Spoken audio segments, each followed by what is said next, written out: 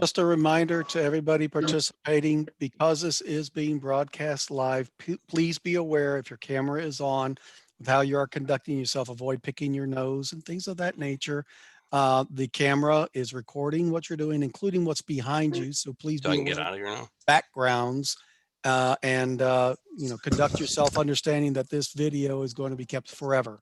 Yeah, I don't need to. Forever? I don't need to do anything with Yes. Forever. It wouldn't hurt to just leave it though. So where's the, oh, here's the mute. So now it's not in your ear. Okay, so now You I can go back to your. Did Morgan mute the live stream on YouTube? I was trying to do it before. we just but- did that. Yep. I think we're good.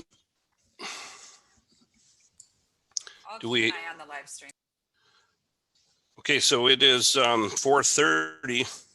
Did you want to do a roll call? Yes. Since it is 4:30, I'll call the Solid Waste and Recycling Board to order. And Diane, are you taking the few minutes? Could you please take the roll call for us? Yes, I have Steve Rasmussen, Carrie Bjork, Terry Stam, Chuck Maves, Zenons Malark, and Dave Bartlett. And then, of course, Paul and Keith are there. So we have a quorum, correct? 1, 2, 3, 4, 5. Yep.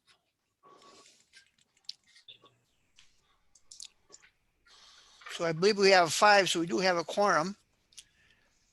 And for people that are just listening, Diane, could you also mention like who else is on the screen here? Yes, Paul Miller, County Manager, is present. Mark Nelson, Project Manager from Career Development Center, is present. Mike Larson and Megan Hines and myself, staff at Solid Waste and Recycling. Morgan Girk, the Director of Solid Waste and Recycling. Keith Stry, Chief Financial Officer. Krista Vind from IT, and Nate from FOTH. Okay, very good. Has everybody had a chance to look at the March 3rd meeting minutes? And if you have, would you like to make a motion to approve them as presented? Yes, I'll make a motion to approve the meetings as presented. Okay, we have a motion to approve the meetings as presented. Is there a second? I'll second it. Okay, we have a motion and a second. Any corrections or additions to those meetings minutes? If so, they will stand as posted, as approved then. So I think we'll go right into the director's report. Okay. Mr. Chair, just a sec.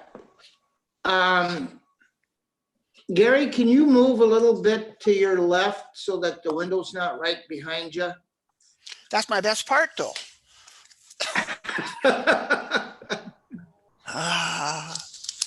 Oh, But then it gets awfully dark though, but yeah, I guess it does.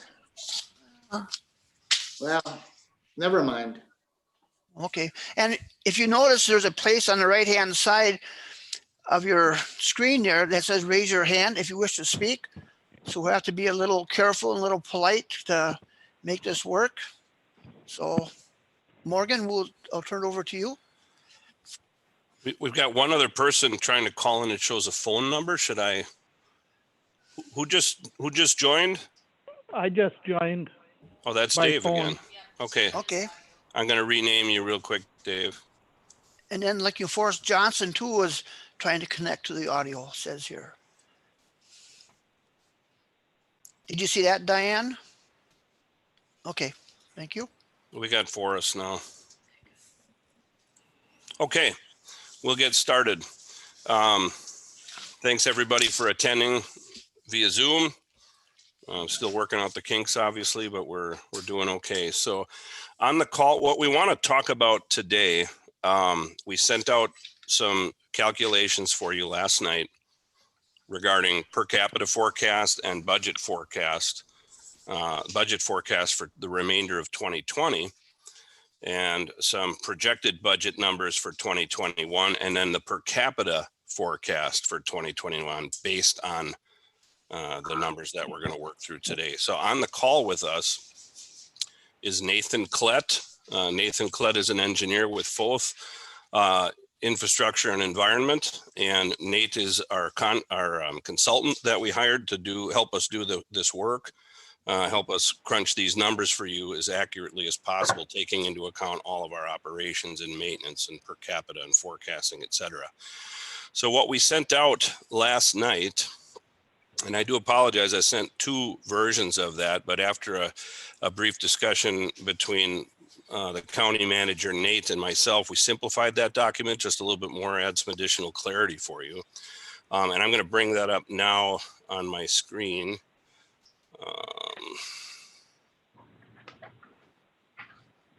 Give me 1 second to do that. Share screen. Okay. So everybody can see the screen. What we have here is the spreadsheets that we put together last night, or finalized last night. There's 2 sheets here, sheet 1 and sheet 2 that you see right here.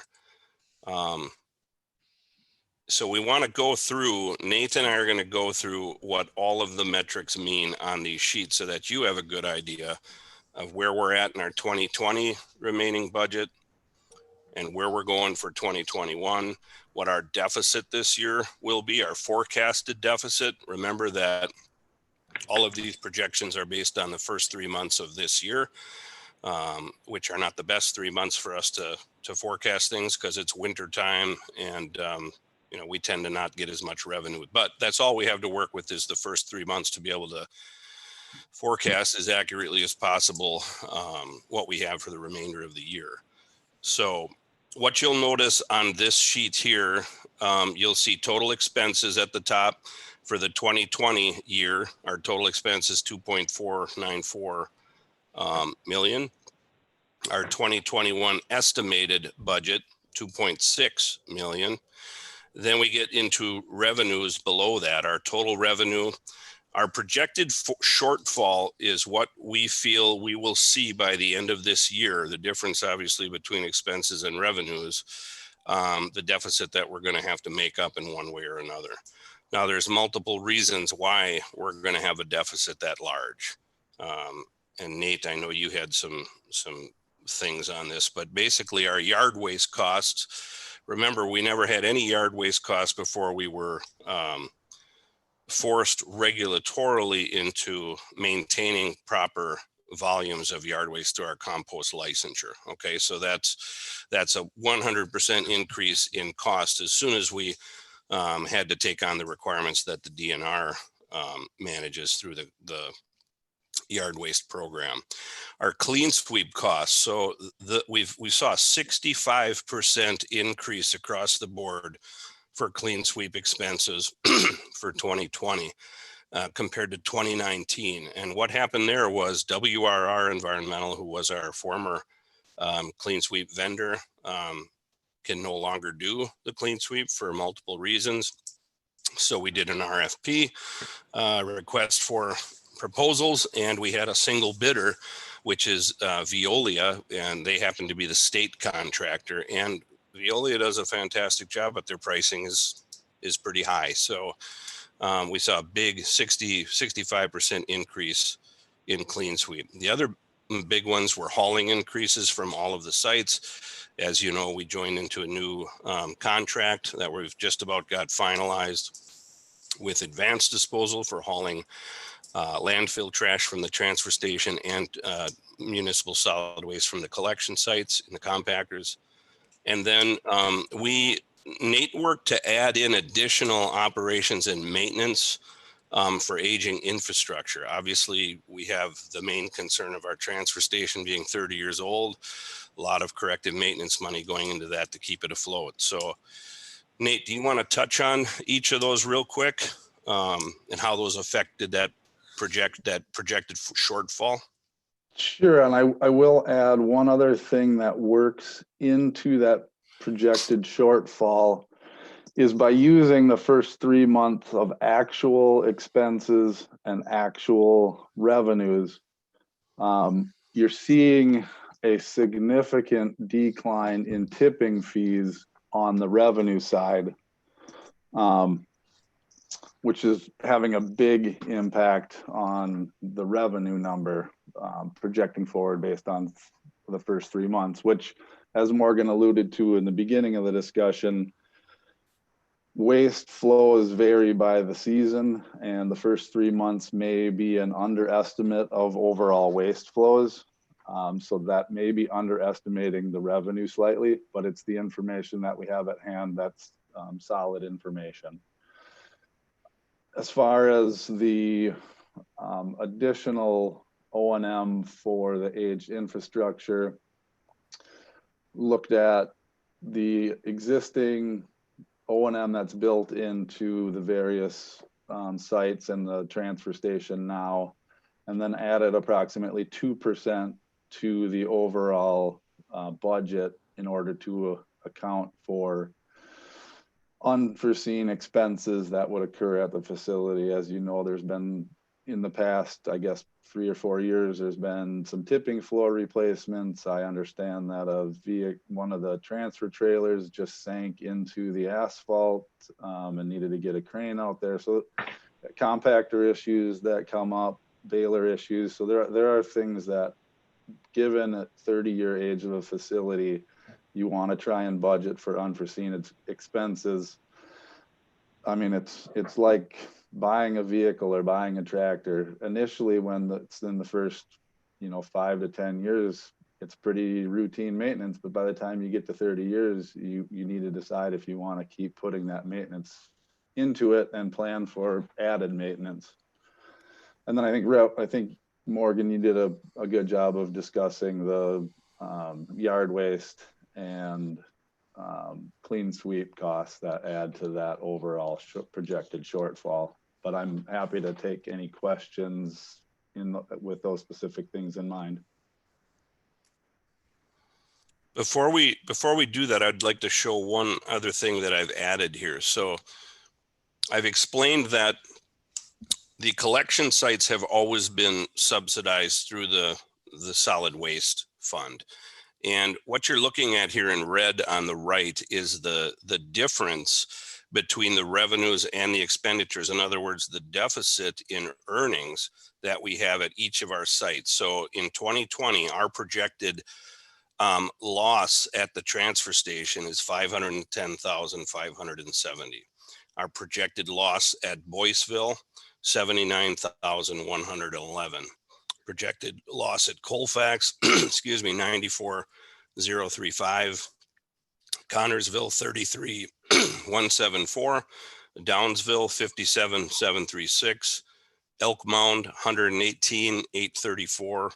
Ridgeland, $40,888. Rock Creek, $40,604. Sand Creek, $4,617. Now, if that shouldn't seem odd, although it doesn't seem pretty, the sites have never been really designed to make money, nor have they ever had the ability to make money. They do make some revenue through the sales of, people are coming in without permits. They have to pay $3 per bag of trash. If they bring in their electronics or their demo, we have all those fees for different things that we charge residents for. And that is the revenue that they make, but it is far below the revenue required for the site to pay for itself. So I just thought I'd show those projected differences for 2020. So what we did with the projected shortfall, we calculated total solid waste and recycling per capita projections that we can use to forecast how we're going to make up that, not only make up the deficit that we have this year, but also make up the deficit that we are projecting into 2021, which is $816,949.81. So these numbers here for 2021 estimated, these are the per capita numbers, solid waste and recycling, that we would need to, number one, come out with a net neutral budget in 2021. Pay back any money any assistance that we get in 2020 to float the program through 2020 with that $687,000 deficit, and to continue to operate all of the collection sites on Wednesdays and Saturdays as it was in 2019 and before. Okay, Nate, you want to elaborate a little bit on the per capita calculations? Sure. Yeah, those per capita calculations, the note at the bottom is intended to indicate that the numbers that you're seeing in the spreadsheet include the current 2020 $12 for solid waste for towns and villages, 11 for recycling, and the $6 for recycling for City of Menominee. So they're not above and beyond those numbers. Those include those numbers. And it's taking the historic division of towns and villages for solid waste and recycling and the populations for the City of Menominee. So it's using the same divisions that have been used in the past to determine the per capita cost. Now, one other thing I would add is that if you were to project this again into 2022, that $687,000, given these per capita projections, would not need to be paid back using the per capita fees. Or said another way, if you maintain these per capita fees in 2022 and you didn't borrow any money, you'd have a $687,000 budget surplus.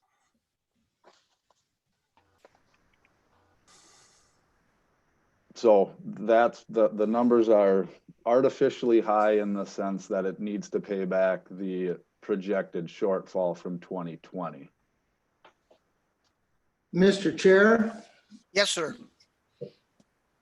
have you considered paying back this year's deficit over maybe 2 years or 3 years rather than all in 1 year next year?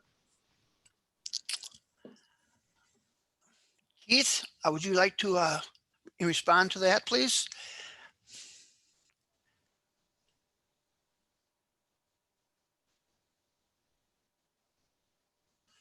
I think he's muted. Yeah, hold on, Keith. Sorry.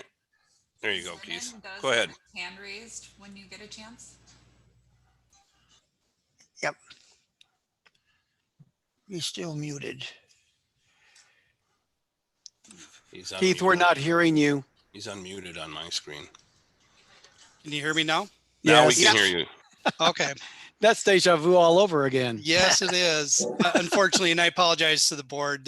We're all learning on this. There's multiple ways to mute and unmute. Morgan is the coordinator, can do it. I can do it from 2 or 3 different avenues. So apologize for that.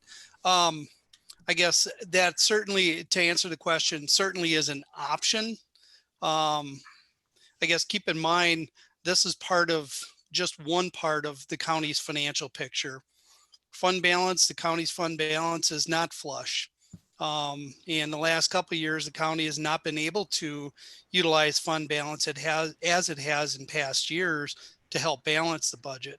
There are other growing needs and unknown variabilities impacting the county's fund balance. So, I guess I would caution against trying to plan for an extended reimbursement to the county's general fund, because the county overall, the financial picture may not be able to sustain or support that. If I could also comment on the 2022 and beyond, yes, this is a snapshot of 20 current and looking ahead to 21. 2022, let's say all the numbers bear out as they are, 687,000 or whatever it was in potential excess revenue. However, the fund balance is at zero essentially for solid waste and recycling. There has to be a plan to replenish that at some point in time. So even if you do raise your revenues, however that is, the county does need to look to the future if they're going to continue this operation to get that fund balance for solid waste and recycling to be able to sustain itself on its own without having to go back to the general fund. Also to pay for debt service if that's needed, or to replace equipment going forward. So, you know, those are other factors that have to be considered as well. Thank you. I have a question for Nate. Yes, sir. Of that $500,000 deficit for the transfer station, how much of that is lost from the tipping fee from Menominee Disposal? A significant fraction. When I look at the available spreadsheets for the estimated revenue on tipping fee, it looks like the tipping fee revenue is down about probably almost that whole amount, but you're making up some other things in other areas. The actuals for the first 3 months were 167,500 times four quarters would get you to about $670,000. The original budget was 1.3 million. So your tipping fee revenue loss is a significant component of this deficit. Okay, thank you. Are there any other questions? Zenon has a question. Okay. Thank you.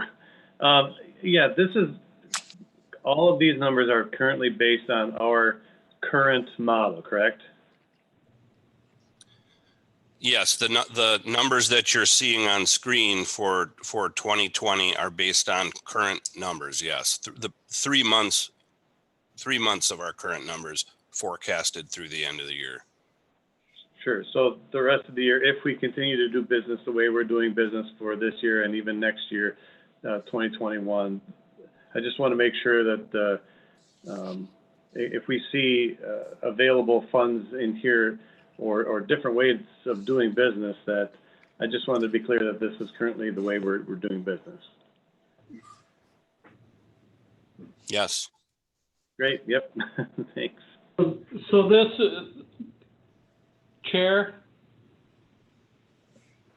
is this the expense of only having the 3 sites open or all the sites open, this additional per capita?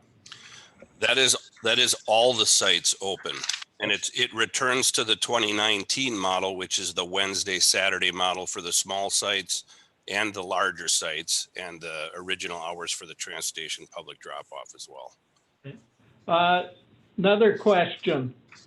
With the deficit this year, and you mentioned 2 things that are making the deficit a lot larger, the number has gone up and down significantly. If one of them is the clean sweep, maybe we should consider doing that on a fee, that everybody that brings it in has to pay a fee, whatever it is that they're getting rid of, for what it costs to get rid of it, for what it costs us to get rid of it. I know we have a little bit of a grant there. I don't know how that would work, but maybe we could figure out how to work that in, but a per fee to that. And then if our yard waste is costing us significantly a lot, maybe we should have a fee on yard waste at the 3 sites or the 4 sites that have it. You know, the solid waste and the recycling is the most important as far as I'm concerned, keeping open.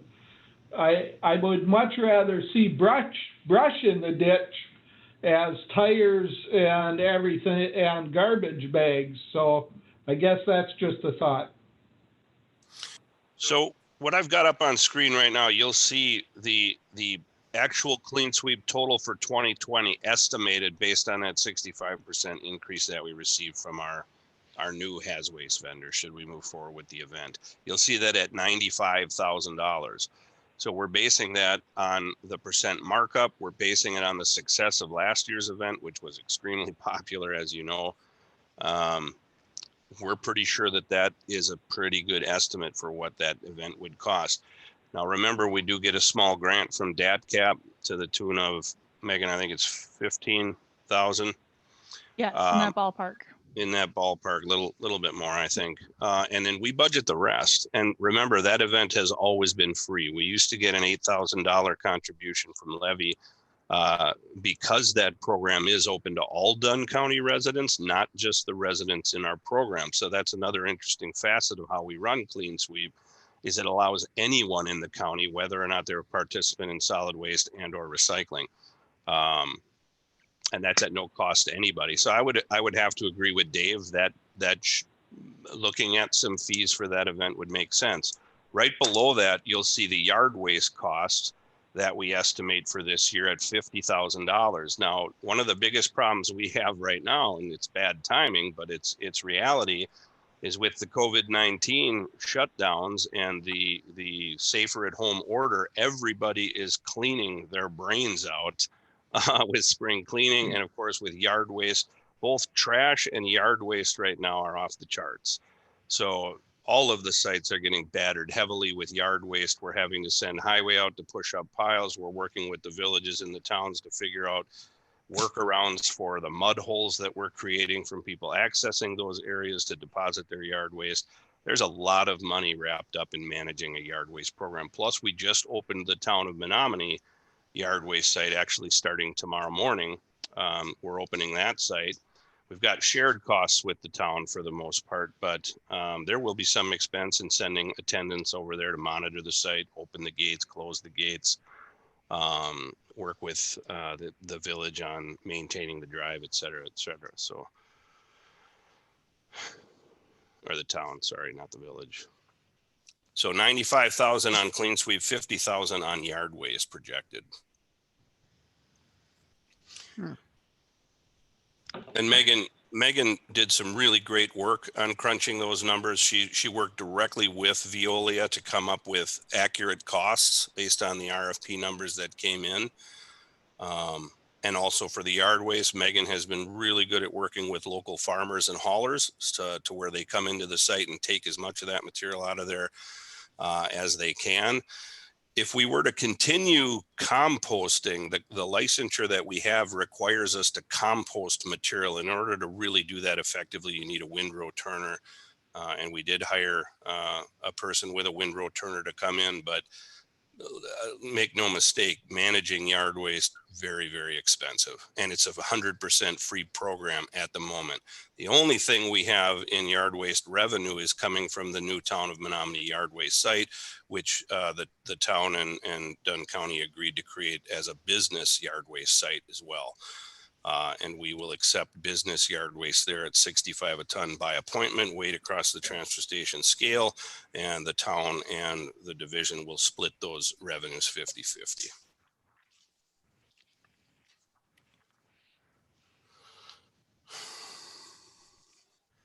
Any other questions on those items? Can we get some kind of a break on trucking because the fuel now is so cheap? Well, that's a good question. I have been pushing back really hard on vendors about fuel surcharges because, believe it or not, there's still fuel surcharges popping up on our tire hauling.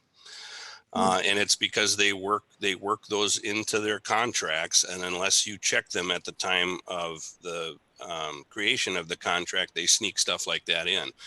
So the tire contract that we have has been long-standing, hasn't been updated for quite a long time. The rates go up, but the actual contract language has not changed for many years. It needs to be updated.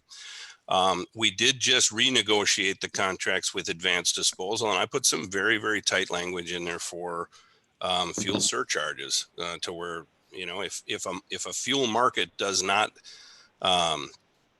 is not conducive to a fuel surcharge, they shouldn't be applying it to their loads. It's something that's kind of regularly abused. I'm not saying with current haulers, but it is something that you'll frequently see on invoices when it shouldn't be on there in markets like today. Excuse me. I have a question here. Yes. Yeah. So I believe it's Spring Valley, their clean sweep program. It sounds like they're somehow doing at a significantly lower cost. Have you talked to anybody from there to find out what Spring Valley's doing to get their clean sweep done so cheaply? And another quick, I guess if we do any changes in fees, I think as early as possible, communicate with the townships that this is what we're looking at doing, so that we don't come up with opposition of why they didn't know about it earlier. Yeah, so two parts to that question. I'll answer the latter one first, and then I'll have Megan answer the first part. But so on next week, Monday, that's April 20 at 2 p.m., we are having a special work group meeting for all of our municipal representatives, haulers, public, whoever wants to attend that, just like a normal work group meeting, but done through conference call because of the requirements of the pandemic. And we sent that invite out today with these same per capita metrics for everybody to look at and digest ahead of that meeting, so that we can have a comprehensive discussion next Monday and work that out with our municipal reps. So no decision is going to be made tonight at this meeting with regards to per capita or any of these other numbers. This is an informational meeting, get everybody on the same page with regards to what we're presenting. And then the municipal reps now have that in their hands as of today. They'll have a week to take a look at that in preparation for the meeting on the 20th. And then we have a special meeting of the Solid Waste Recycling Management Board on April 28th. And at that meeting, then it will be a good time for the board to motion to either approve some form of financial assistance to get us through that deficit, and where they want to take the program after that. And Megan, you might know something about Spring Valley. I'll let you answer that. Yeah, so Spring Valley is part of a municipality in Pierce County. So they would fall under Pierce County's hazardous waste program. Pierce County uses Veolia, the same vendor that we're looking to contract with.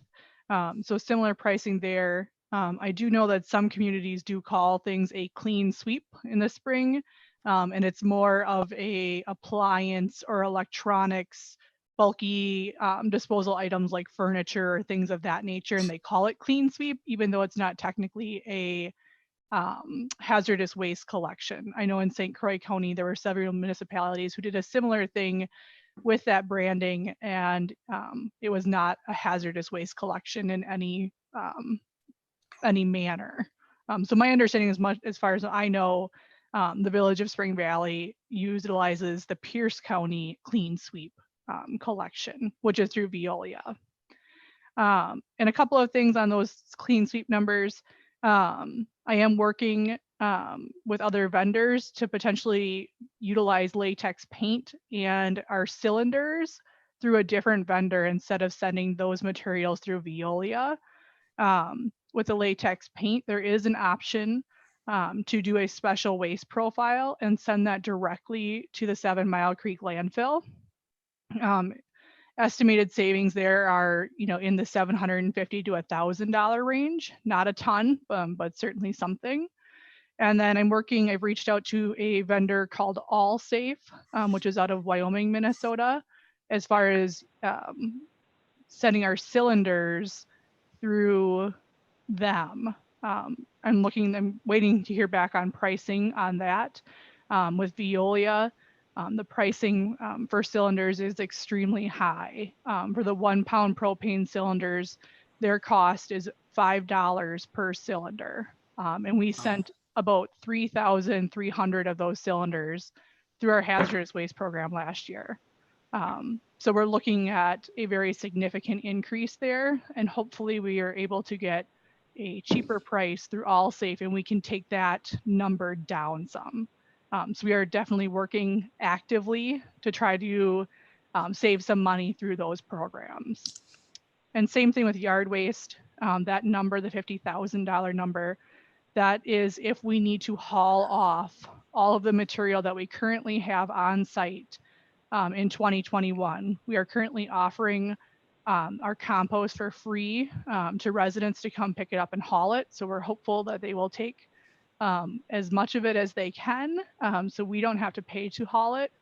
Some of that compost that is in our sites, especially in the Colfax site, is material, several years worth of material. So once we were to get through that stockpile, we would be hauling out a significantly less volume of yard waste, which would in turn have less cost. But so I would say that's a conservative overestimate on the yard waste expenses for 2021.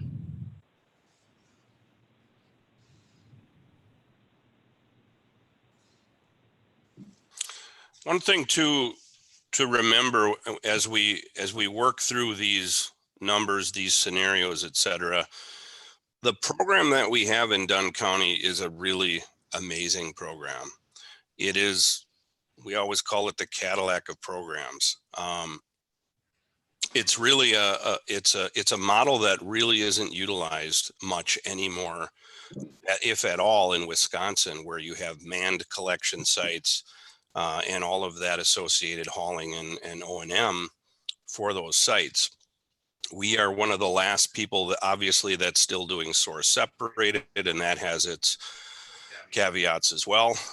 So it is extremely expensive to operate manned sites. The staffing component alone, I think, we're close to $600,000 a year on that.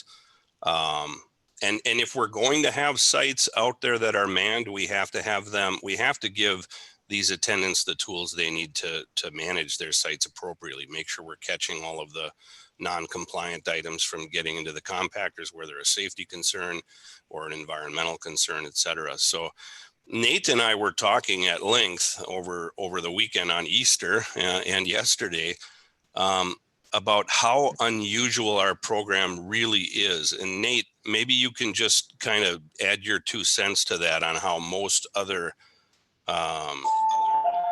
county run or privately run solid waste and recycling systems are working. Yeah, I would say, if you look at the surrounding communities within the western part of Wisconsin, Polk County, St. Croix County, Pierce County, a lot of them have drop sites. They're not manned. I know that they deal with a significant increase in contamination in their recyclables, which then costs them on the back end of that. Then you're relying upon the honesty of people to, I live in Spring Valley, so I can speak a little bit to the other question on the solid waste or the clean sleep as well. But in Spring Valley, I go just 3 miles down the road. It's a drop site for trash and dual stream recycling. So cardboard and paper go separate of containers. It's on the honor. So you put the money in the box on the honor. So you're reliant on that in a non-manned situation. So, they have their pros and cons. But I will say that the system that you guys operate right now is a very high caliber system for the residents of Dunn County. And I guess to put those per capita numbers that are shown there in perspective, we do work with a lot of other solid waste clients, and we do some rate studies for other clients. Having privately provided solid waste and recycling collections in the tune of $200 to $300 a year is not uncommon for a household. So if I took the numbers shown on screen, that $70 times 2.5, you're still on the bottom end of what a privately operated collection system traditionally costs a household.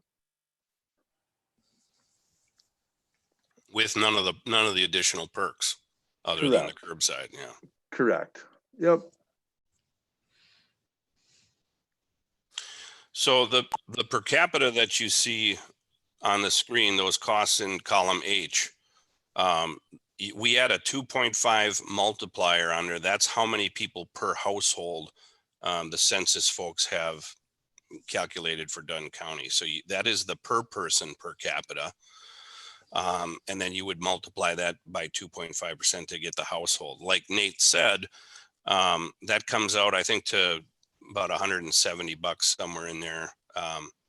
Just for reference, I live in Eau Claire. I pay $65 a quarter for my solid waste at the curb and my commingle recycling. So it's significantly more there. I talked with Paul yesterday. He has services in the city of Menominee. His curbside solid waste and recycling is high as well.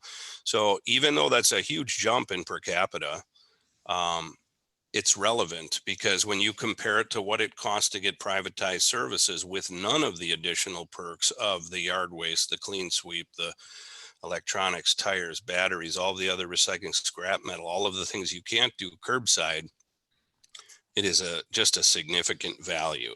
And we've undervalued the program for far too long. And that's why we're making these adjustments now.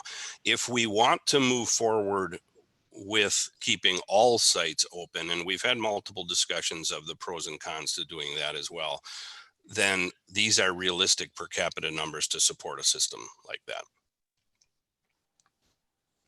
Mr. Chairman, you have Zenon has his hand raised. Thanks. So my question is, can we or should we be looking at some of these other models that our neighbors are using? I know that's a big question to ask, and there's a lot of work behind that, obviously, to find out, what our model would look like. But I'm really curious we're so different than everybody else. And yes, we do really good at what we're doing, but we're also spending a lot of money to get that. So I'm curious is there a chance, I don't know how much work it would be, or do we need to hire a consultant to come in and help us with that, to kind of say, this way you're doing it is antiquated, and we really should be looking at a different way of doing business overall. I mean, major changes talking.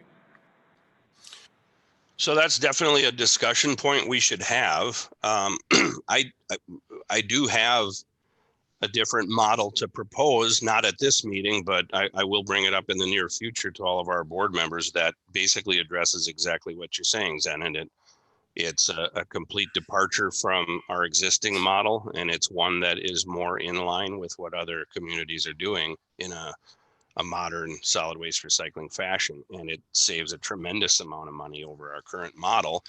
And it also has the potential for great revenue through some waste designation protocol and things like that.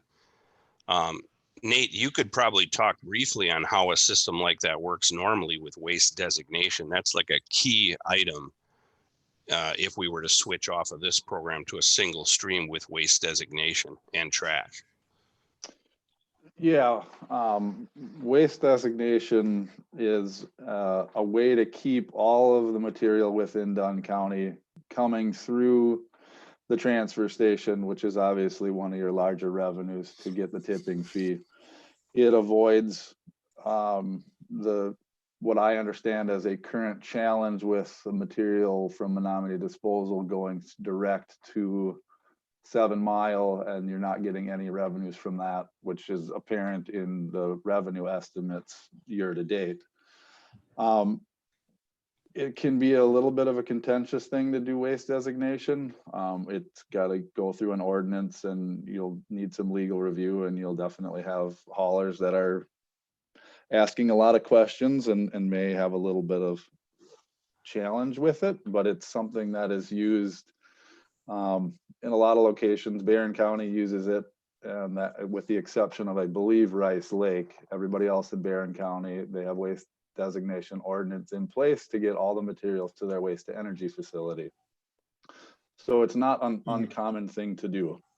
And while I'm still live on the mic, I do have a question that I struggled to answer with Morgan, and maybe somebody else at the board can help understand why there isn't a flat fee for waste and recycling across the county, and there's a special fee for Menominee.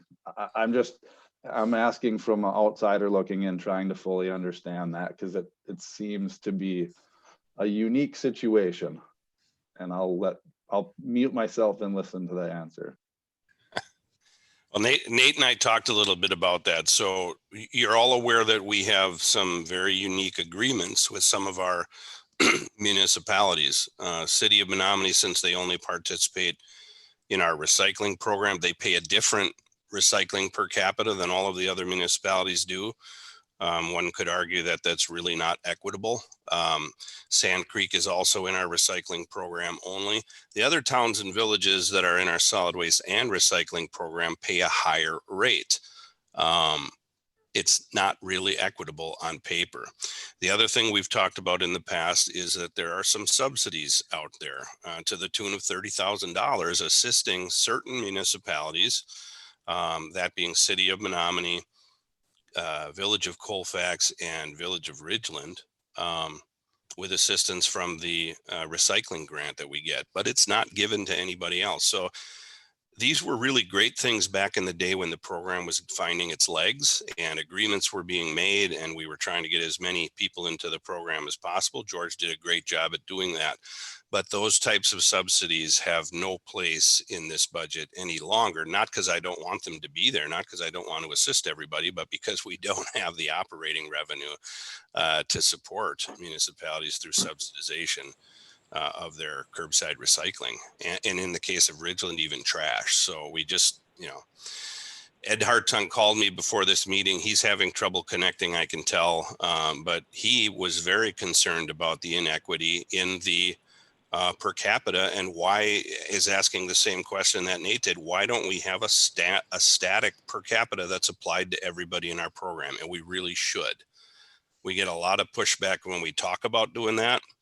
But I think we need to lower the boom and just do it. And the other issue is, should we really have a separate recycling program portion separate from the solid waste? My answer is we should not. If municipalities want to be a part of this program, they should take advantage of both the solid waste and recycling. It simplifies things from an administrative standpoint so much. Residents are extremely confused, especially City of Menominee residents wanting to come to the transfer station to drop off their trash. And we tell them it's going to be $3 a bag. And they say, but I live in the City of Menominee, I'm a resident. And they don't understand that the city doesn't participate in our solid waste program. The other thing is permits, solid waste permits. You need a solid waste permit to throw your trash. You don't need one to throw your recycling, but we probably should. Everybody that has a permit has solid waste and recycling privileges. If someone comes in without a solid waste permit and we're not requiring one for recycling, we could be getting anybody coming to the sites to recycle for free. Now, when markets are doing really good, we'll take all the recycling we can get, right? But when it's costing us money, it's costing us money, and those people aren't paying per capita into this program. So those are the types of hiccups that have been with this program for a long time. Again, they were all started with great intentions, and they got a lot of people participating and got people on board, but it's time to reevaluate all of that. Mr. Miller, I think you're up next to speak. You had your hand up. Yes, I do. But I would like to defer first to Mr. Rasmussen. He had his actual hand up for quite a while, and then okay. I'd be happy to then speak. I thought you were blocking the sun. You were talking about waste designation, and is that the same as flow control? Yes. Basically, wouldn't going to waste designation or flow control make the biggest impact as far as balancing the budget? Gary, our chair, alluded to that early on about, why we were so short on revenues in the first quarter here. So I don't know, is there any energy to attack that animal? Yes, so that is one of the options in one of the alternative business models that we've been working behind the scene that we haven't fleshed out fully for you to view yet, but it does include waste designation. And you're absolutely right, Steve. If we were to capture that in Dunn County and put it all through the transfer station, our revenue would go through the roof, literally overnight. Now there's some caveats to that too. We've got a 30-year-old transfer station facility that we're stitching up with duct tape and baling wire every day. Early last year and into 2018, we're a 50 ton per day facility by design. We were moving upwards of 250, 275 tons per day of trash alone through that facility on a daily basis. It was beating us to death, but we were doing it. So the answer is yes, waste designation. If we were to apply that to whatever business model we decide to move forward with, it makes overnight a massive, massive improvement. The other thing to remember is we do have waste designation now in our curbside recycling contracts. The problem is the haulers are not following the contracts. And that's because over time, when the technology for single stream came online, and it was so much easier to, number one, collect it and send it through a MRF rather than having a dedicated source separated facility to pull all that apart. Haulers started transitioning their fleets to single stream collection vehicles where you just dump, resident dumps everything into a single bin, fiber containers, and gets dumped into a truck, and then it gets densified and shipped off to a waste management MRF. So Advanced Disposal began doing that, several years ago, and only offer single stream collection in the city of Menominee. Menominee Disposal has been investing in single stream collection vehicles as well, and more people are getting on board with that. Our contracts explicitly state that all material collected at the curbside program from residential households must come to the transfer station, and it's not happening. So we are going to have to retool that aspect as well. And this other business model that I'm speaking of in the background here is a single stream model. So not only would we include waste designation, but think if we could convert our existing transfer station facility to accept single stream recycling. If we did that and we implemented an organized collection model for residents where everybody is getting curbside single stream recycling services, haulers have waste designation applied to have to bring it to the transfer station. We process it through a compactor and send it to the MRF. That's a real powerful incentive for residents to no longer have to sort their recycling. And the other incentive there is that all of the surrounding counties, all the haulers in the surrounding counties that do pick up single stream now are typically driving that all the way to Minnesota to the Waste Management MRF, which is the closest MRF that can process single stream. You could imagine overnight if we created a single stream transfer station in Dunn County to accept that at a contracted rate, people are definitely, I would assume they're going to choose Dunn County rather than traveling all those extra miles to the cities. So we would capture a lot of tipping fees from accepting single stream recycling as well under that other model. So what's your idea about how fast we would move on waste designation or flow control to address our current situation so that we're not so dependent on the county bailing us out? Nate, I'll let you answer that one. We talked a little bit about that, but you could probably explain that better than me. Yeah, I want to step back one thing on designation that needs to be considered in terms of the cost to the residents.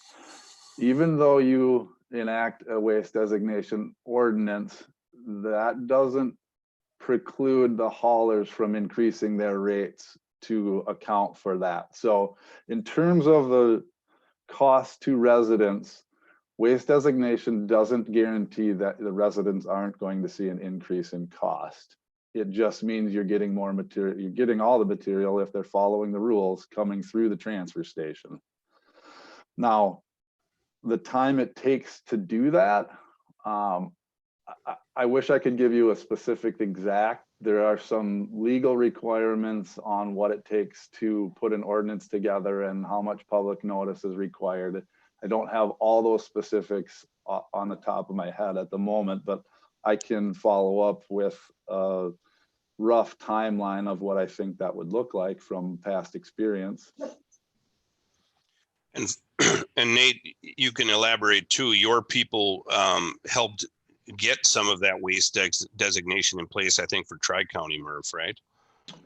We helped with Tri-County MRF. We also helped with two nearest counties in Minnesota, Ramsey and Washington County. And I guess I can give you a quick example. You know, tipping fees in the Twin Cities market are around $55 a ton. With waste designation for Ramsey County and Washington County in place, they have a processing facility that receives the waste, and they're able to charge about $85 a ton, even though the near market is at $55 a ton. And that's part of the benefit of waste designation.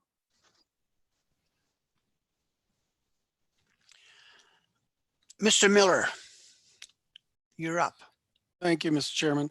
I've listened with interest to the conversation so far, but I think I would recommend the board needs to refocus kind of on what the members need to consider between now and a special meeting on April 28th, and that is the projected deficit. We can talk about changing models. We can talk about how long it might take, for instance, to do a flow control ordinance and implement it. It should not go without saying that there would probably be a capital investment that would be necessary even to accommodate that because of the fragile state of the infrastructure that we have at the transfer station and equipment breakdowns. So how much we might cut into that nearly $690,000 projected deficit, of course, remains to be seen. And I fully appreciate that a projection is just that, a projection. It may be higher than works out. It may be lower than it actually works out, but we work with the best information we have. And the fact remains that even if we make some moves to change our operation, given the number of weeks or even months that it might take to put it in place, to clear all the hurdles and actually implement it, plus the upgrades that may be necessary on a temporary basis to the transfer station, presuming that we can handle the volume at the transfer station that would result if we were to do flow control, we're likely to face some significant portion of that projected deficit regardless.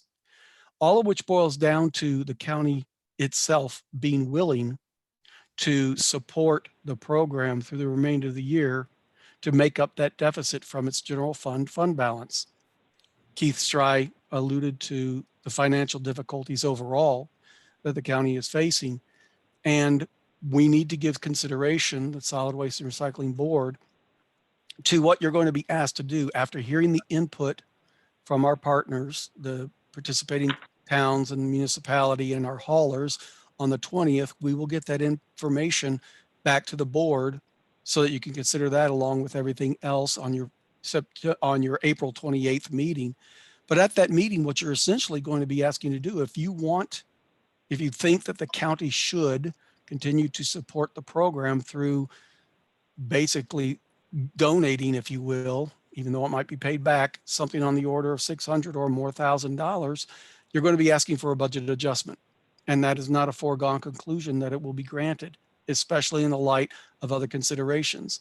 Not that this board need worry about it, but take, for example, the COVID-19 response. We are incurring costs that are extraordinary as a result of having to respond to COVID-19. Just this meeting, this Zoom meeting that we're doing right now, entailed purchasing licenses from Zoom in order to conduct it. And it's just a very small part. And on top of that, we are anticipating much reduced revenues. We had a sales tax projection as part of the 2020 budget for the county. There right now, the best and rosiest forecast on the reduction of sales tax because of closed and shuttered businesses, businesses is the rosiest is $300,000 less than we're projecting. It may be as much as twice that, $600,000 less. And the county has to take all those issues into consideration when trying to decide whether or not solid waste and recycling, on top of all of the other considerations, is something that the county should float, if you will, with that support, that financial support. And we can then talk about, if the county board does agree to it, getting us through 2020. And yes, we would need to have on board the municipalities, our partners, on the idea of increased per capita. But we have seen in our conversations in prior last year, certainly, and in the year before that, considerable resistance from some of our partners to the notion of even modest increases in our per capita in order to support 2021 operations, even under a different model. We're looking at significant increase in that per capita. Are we likely to have the continued support of our partners? If any one of them pulls out because they don't want to support it or because they want to try to be an RU themselves, it really calls into question the sustainability of the project as a whole.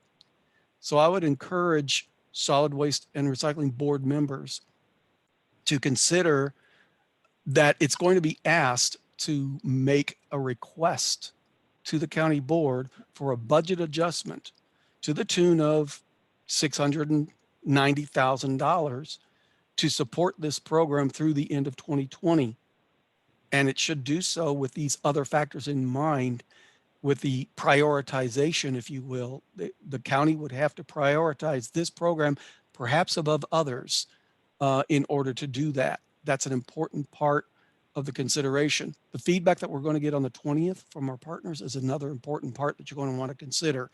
But that's why we're having the meeting today, is give you this information and give you time to mull it over, generate good questions, and come to an informed position that you want to advocate for at a special meeting on the 28th.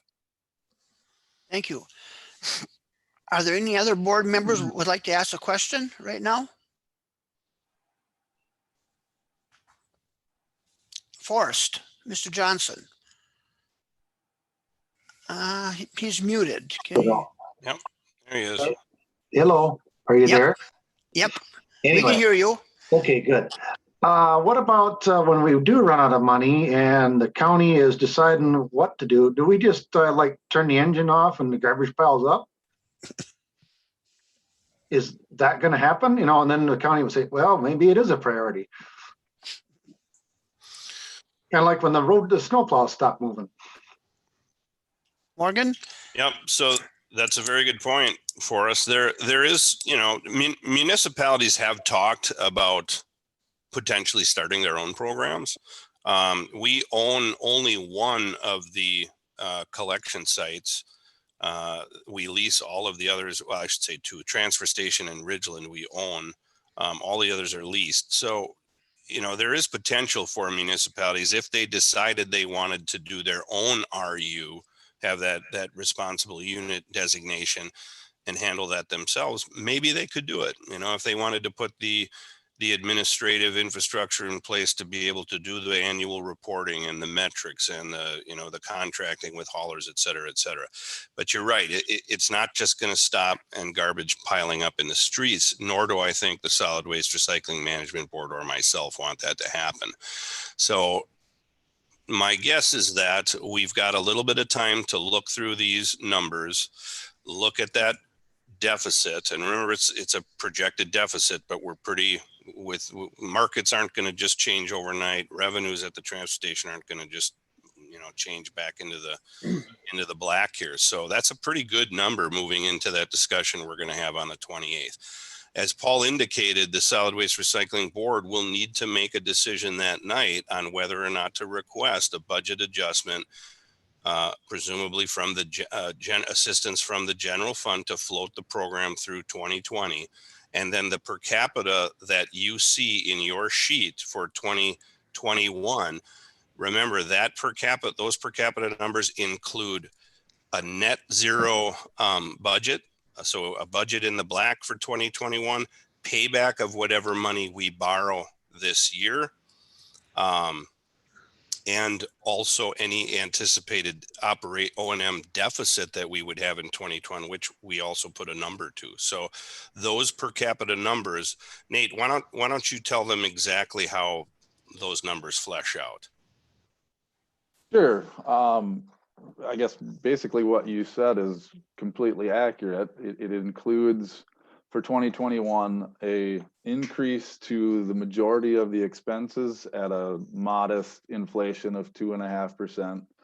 Given the market status lately, it does not include an increase in the revenue from sale of recyclable materials. Having been in the industry long enough and seeing what's happened over the past 5 years to recyclables, I wouldn't advise anybody to assume that they're going to have an increase in revenue from sale of recyclables moving forward.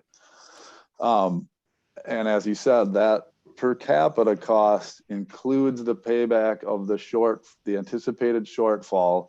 So moving forward, that would help, I think, as Keith mentioned earlier in the discussion, that would provide a positive cash flow in the future to revitalize an operating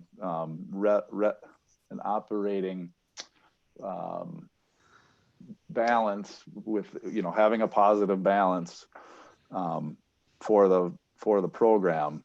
And maybe $690,000 a year added to it is a little bit steep, but again, that's including all those aspects in that per capita number. I want to hasten to add too, in response to Forrest's comment, it isn't the case when it comes to waste hauling in Dunn County that it's either the county program or nothing. We don't want to abandon the solid waste and recycling program. I think there's a great value that we get from it, and a lot of people value it. But if in the worst case scenario, the county were to decide it simply does not have the finances to sustain the program through 2020, there would be an ending period. Morgan told me of approximately 3 months. We would look to sell or give back the remote sites to the towns that own them. We would look to sell the transfer station. And towns and the municipality would have responsibility to their constituents to either advise them that they need to contract with or a hauler themselves, or do the contract on their behalf with a hauler to provide waste services. We are used to the county's program, and it is a very good program that we would love to see continue. We want to see continue. We're not the only option out there for residents.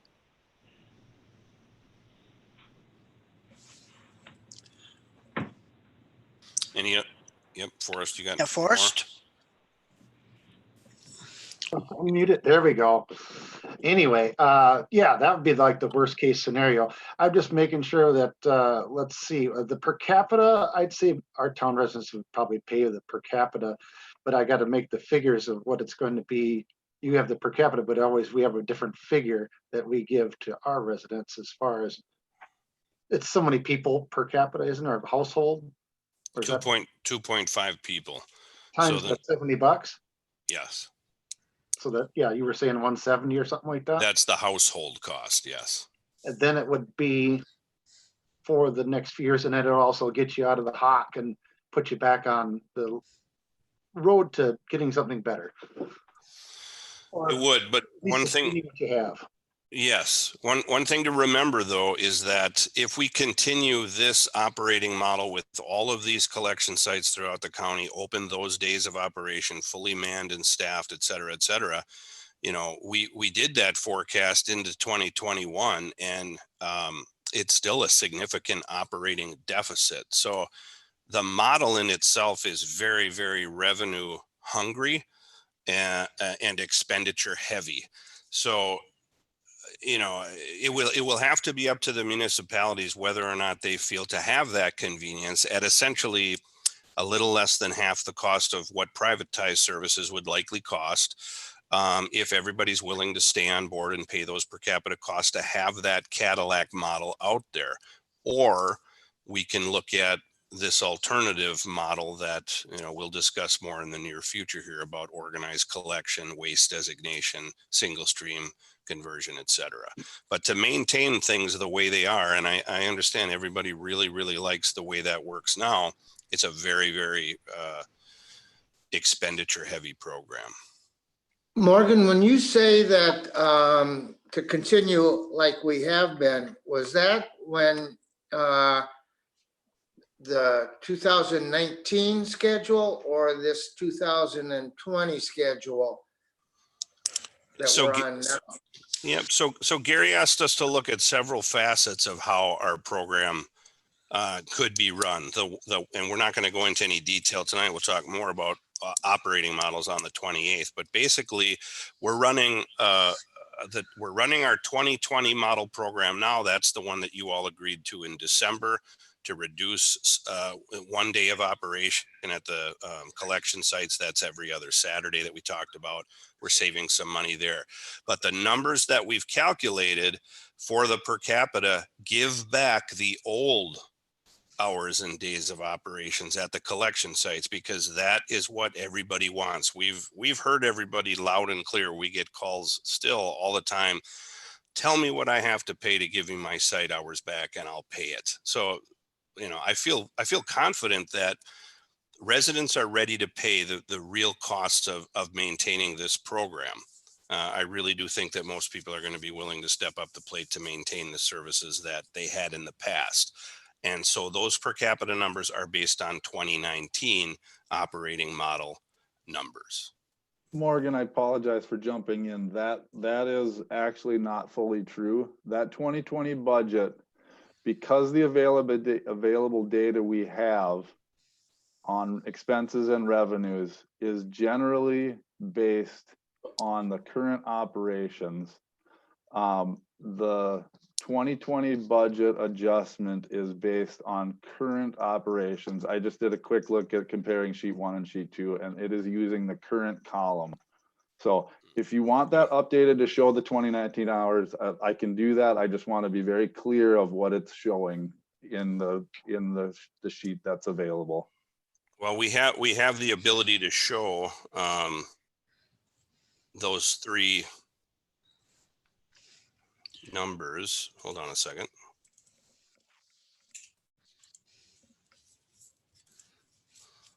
So on this screen here, you'll see current, which is the 2020. So that's what Nate is saying we're basing the numbers on.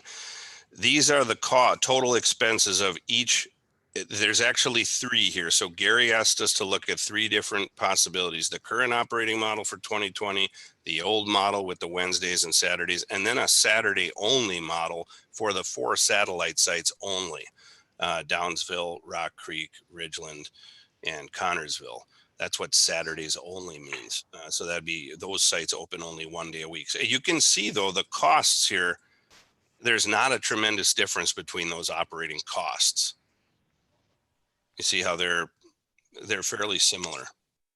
So Nate's right, and that's my error. The model is based on the current model. The metrics are based on the current model, but there's not a huge difference if we did transition back to the old model or convert to a Saturday only or some other business model.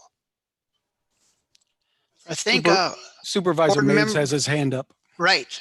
I was going to ask you, Mr. Maves, to comment. Yeah, the question I have, Morgan, when you say that you get calls about they like what they got, they want to pay, etc. Are we talking 5, 10, 20? How many calls? Because it was kind of like the clean sweep thing. Like last year, everybody loved it because it didn't really cost them a whole lot of money. But so here I get back to, because when I talk to people and I ask them, do you like what's going on now? Everybody says, yeah, we love it. Would you want to pay more for it? I ask, and they say, well, it all depends on what how much more are you talking? So I think until we actually get these numbers out there, that will give us a much better understanding.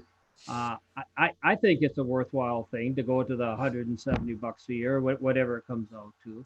But I think this meeting that you're going to have with our partners coming up here now is going to be very informative as to where we need to go and from there. So I guess I'm supportive of what I'm seeing so far, but until the people really see how it's going to hit their checkbook, that's what they really rely on.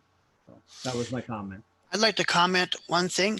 Chuck, I talked to a local hauler in my area, and for the whole year for curbside pickup at my farm or residential in the country and recycling, it would cost about $300.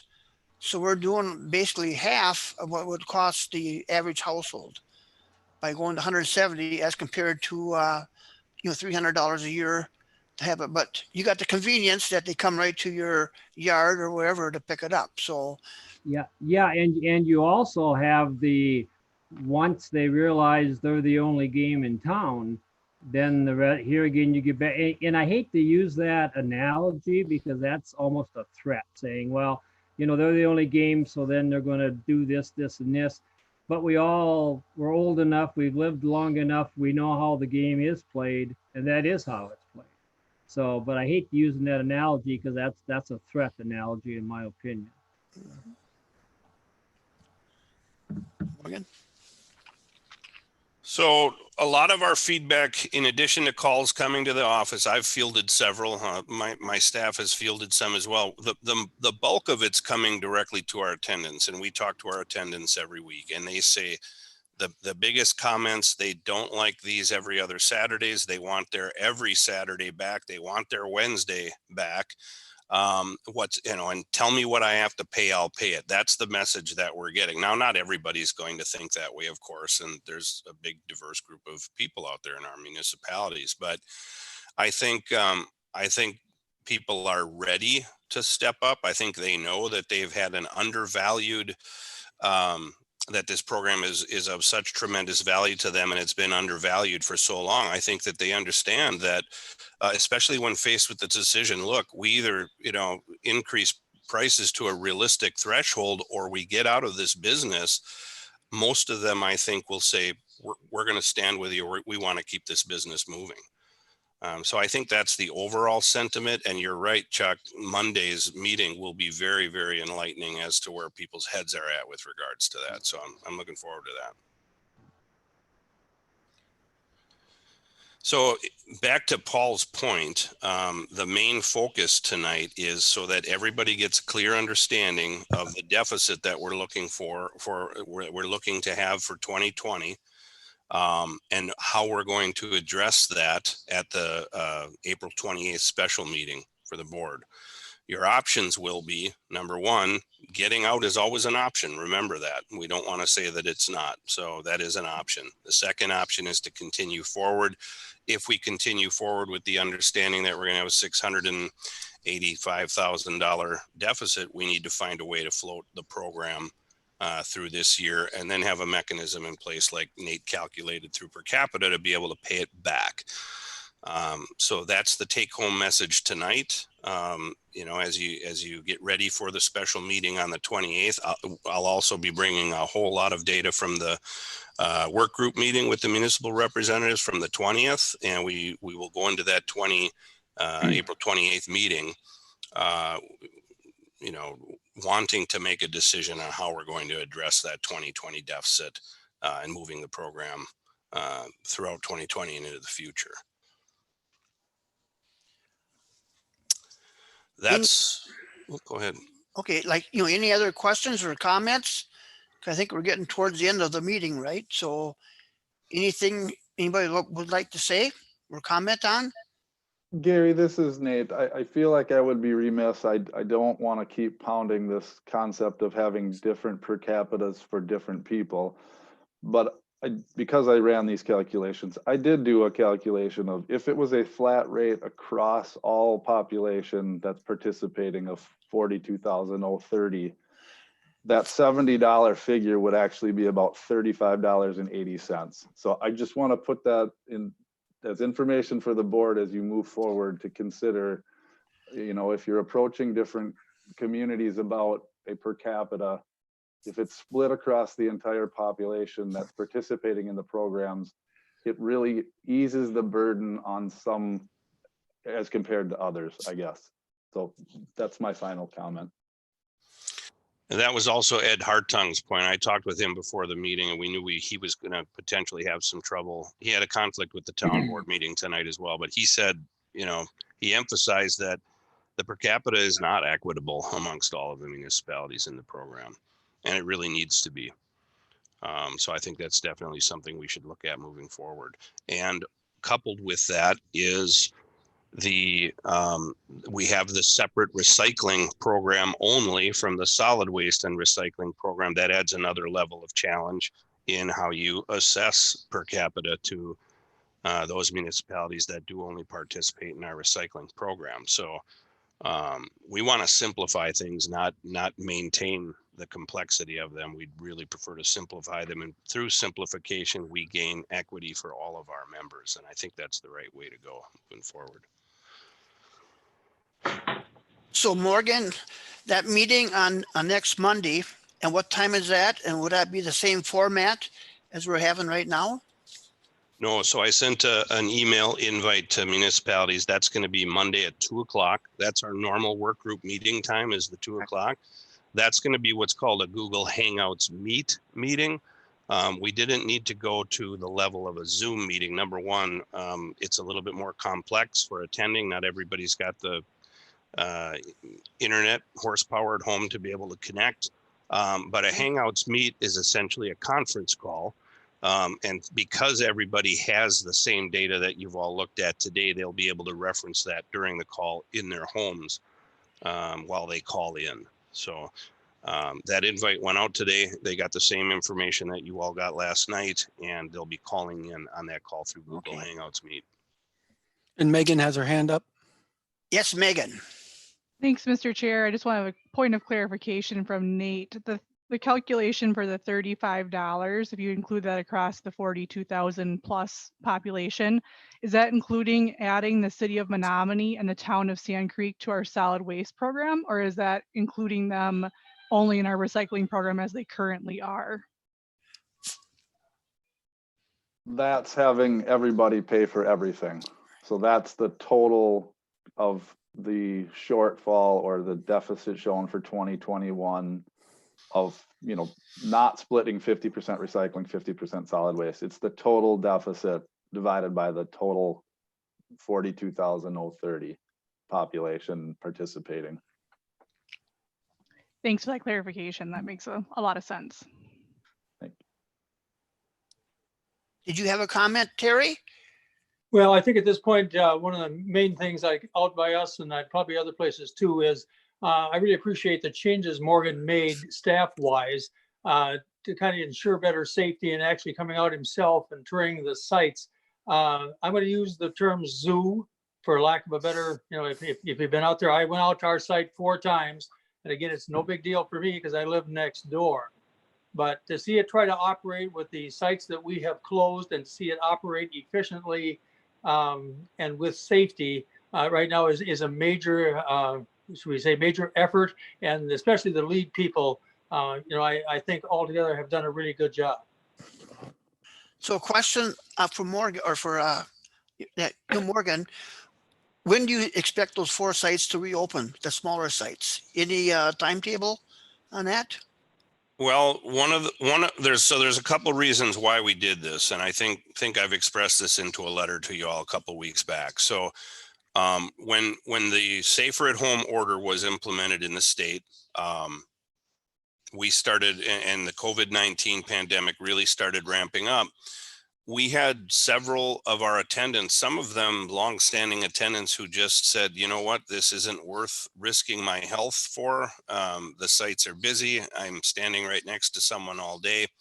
I'm not going to come to work during this pandemic. And they started ticking off of our roster for multiple reasons. Another one was that people were traveling to communities with community spread, and they weren't telling us. They were telling their coworkers that they went fishing in Chicago, and other places. And so we had to implement county stay-at-home protocol, which is a 14-day self-quarantine period to ensure that they don't have that virus and spread that contagion at the site. So we lost several people through that. At the same time, because everybody is sheltering at home, the generation of trash it's off the chain. Yard waste and trash are the 2 things that we're just really struggling to keep up with. And as a result, our haulers were struggling to keep up with switching all of the containers out of the sites that were open at the time. So we had no choice, in order to maintain a good solid core of available attendance to operate at least our 4 principal sites so that we can maintain solid waste and recycling services through the pandemic, we had to close the 4 sites.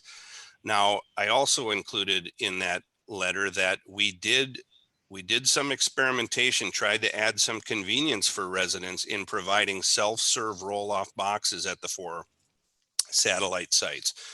That went on for about a week, and there were 2 primary reasons why we had to immediately discontinue it. One is the boxes were completely, they weren't managed properly, so that we told all the residents, please, household trash only. We can't have any hazardous waste or non-landfill items, tires, electronics, things like that. That's going to cause problems for us, as it always does. But number 2, the boxes were filling so fast, and the needs at our other sites were so we had so much hauling needs that our hauler was not able to switch boxes on a timely basis. And then that's not good when you've got a self-service box that's overflowing with household trash, potentially contaminated with COVID-19. So it became an immediate potential health crisis as well. So we had to shut that down. We just had to close those sites. My anticipation is that as we flatten this curve, which it appears that we're doing, the worst thing we could do is fly right back into action and say, hey, we flattened the curve. Let's get back out there, open the sites, and it's game on. We're likely to see a resurgence if we do that. And that's direction coming from the CDC and the county health director as well, and Mr. Miller. But we will reevaluate once the Safer at Home order has lifted. And I think it is scheduled at least to be evaluated at the end of this month. It will likely probably be extended. We'll see.